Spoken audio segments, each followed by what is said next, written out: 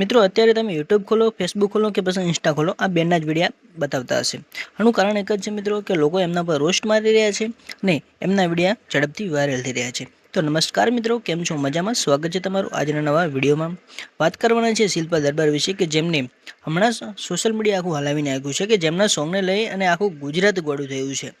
એમના સોંગ ઉપર દરેક ક્રિએટરો, દરેક ઇન્ફ્લુએન્સરો વિડીયો બનાવી રહ્યા છે અને સારા સારા વ્યૂઝ મેળવી રહ્યા છે. તો મિત્રો તમારું શું કહેવું છે આ બેન વિશે? તમે શું કહેવા માગશો કે લોકો જે એમના પર રોસ્ટ મારી રહ્યા છે, એમના સોંગની મજાક કરી રહ્યા છે કે પછી કે એમના સોંગ પર વિડીયો બનાવીને ખાલી વ્યૂઝ મેળવી રહ્યા છે? પહેલાં તમે મિત્રો અમને શું કહેવા માગશો એ કોમેન્ટ કરીને દિલથી જણાવી દેજો. બીજી એક વાત કે મિત્રો, શું તમારે શિલ્પા દરબારની લાઈફસ્ટાઈલ વિશે જાણવું છે? એ કેવા સિંગર છે, જે તેમના રિયલ જે સોંગ છે એની અંદર કેવો અવાજ છે અને જે એમને આ જે ગાયું છે પ્રોગ્રામની અંદર એની અંદર કેવો અવાજ છે એ તો તમે જાણી લીધું હશે. તો મિત્રો તમારે જાણવું હોય તો કોમેન્ટ કરી જરૂરથી જણાવી દેજો. હું તમને તેમની લાઈફસ્ટાઈલ વિશે પૂરેપૂરી માહિતી આપી દઈશ અને આવા ને એવા અનેક એટલે કે કોઈ પણ એવા ક્રિએટરની લાઈફસ્ટાઈલ વિશે તમારે જો જાણવું હોય તો પણ કોમેન્ટ કરી દેજો. તો ચાલો મિત્રો આપણે કરીએ શરૂઆત. વધારે તમારો સમય લેવો નથી.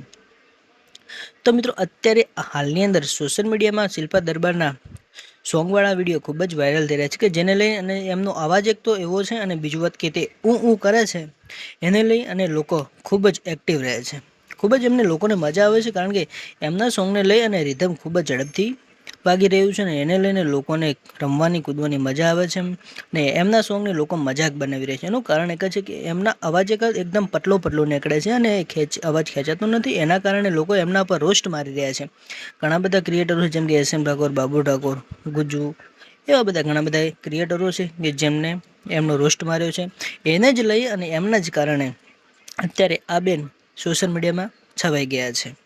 લોકો એવું કહે છે કે રોસ્ટ મારવાથી બદનામી થાય છે, પણ મિત્રો ભલે બદનામી થતી હશે પણ આ બેનની પ્રગતિ થઈ છે એ રોસ્ટની પાછળ. આ બેનનો લક ગણવા જઈએ ને તો રોસ્ટ જ છે, કારણ કે લોકો ઇન્સ્ટાની અંદર તેમના સોંગ ઉપર રોસ્ટ મારી અને રીલ્સો બનાવી રહ્યા હતા અને એને લઈને જ આ બેન વાયરલ થઈ ગયા અને અત્યારે ટ્રેન્ડિંગમાં ચાલી રહ્યા છે.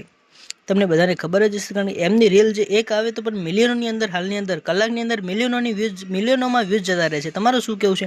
તમને ના સમજાતું હોય તો તમે એકવાર યુટ્યુબમાં એમનો વિડીયો નાખીને કે ઇન્સ્ટામાં તેમનો વિડીયો નાખીને ટ્રાય કરજો, કાં તો કોઈ નાખ્યો હોય એના વ્યૂઝ તમે જોજો. 1 થી 2 કલાક પછી લાખોની અંદર વ્યૂઝ આવેલા હશે. તો મિત્રો તમારું શું કહેવું છે આ બેન વિશે?